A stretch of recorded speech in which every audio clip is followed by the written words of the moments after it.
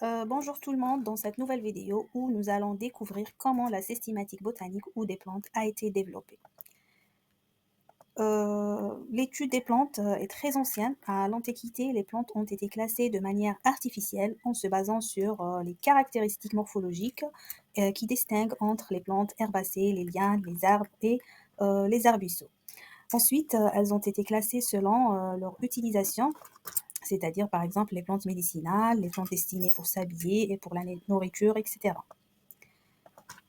Au XVIIe siècle, les chercheurs introduisent la notion de cryptogame. Donc, un petit rappel, le terme cryptogame qui veut dire euh, organe de reproduction caché ou discrète. Donc, les cryptogames ne produisent ni fleurs ni grains visibles. Ils se reproduisent principalement par des spores, qui sont des structures unicellulaires qui se forment généralement dans des sporanges ou d'autres organes reproducteurs peu visibles.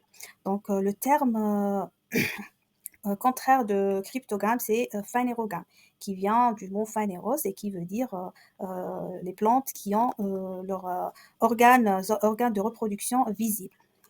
Contrairement aux cryptogames, les phanérogames produisent des fleurs et des graines qui sont des structures reproductrices bien développées et souvent visibles à l'œil nu.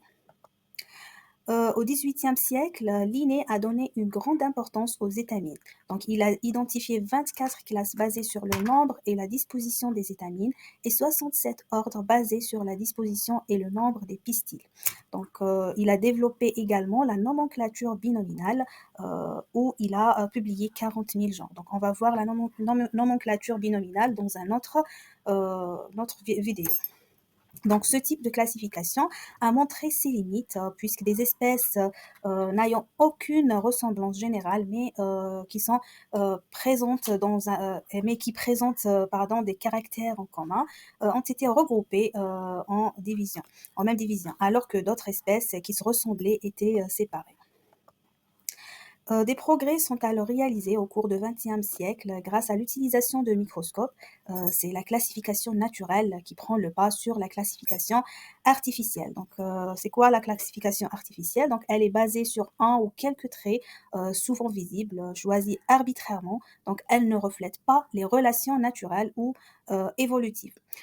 Contrairement à la classification naturelle, qui prend en compte un grand nombre de caractéristiques qui reflètent la parenté évolutive, en prenant en compte plusieurs caractéristiques morphologiques, anatomiques et plus récemment même les données génétiques et moléculaires.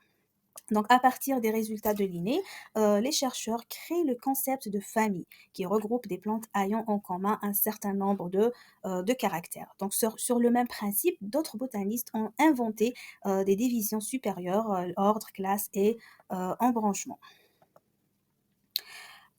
Charles Robert Darwin, donc en 1809 jusqu'à 1882, dans son ouvrage The Origin of Species, montre que au fil du temps, de nouvelles espèces sont créées.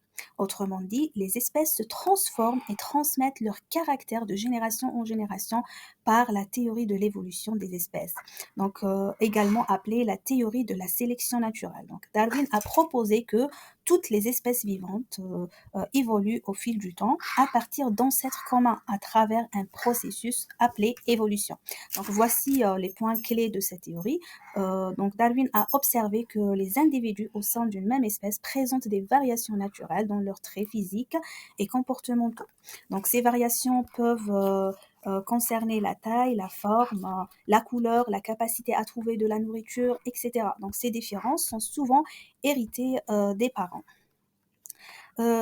Aussi, la lutte pour la survie. Dans la nature, les ressources comme la nourriture, l'eau, l'espace sont limitées. Cela mène à une compétition entre les organismes pour leur survie. Seuls ceux qui sont mieux adaptés à leur environnement survivent plus facilement et se reproduisent plus efficacement.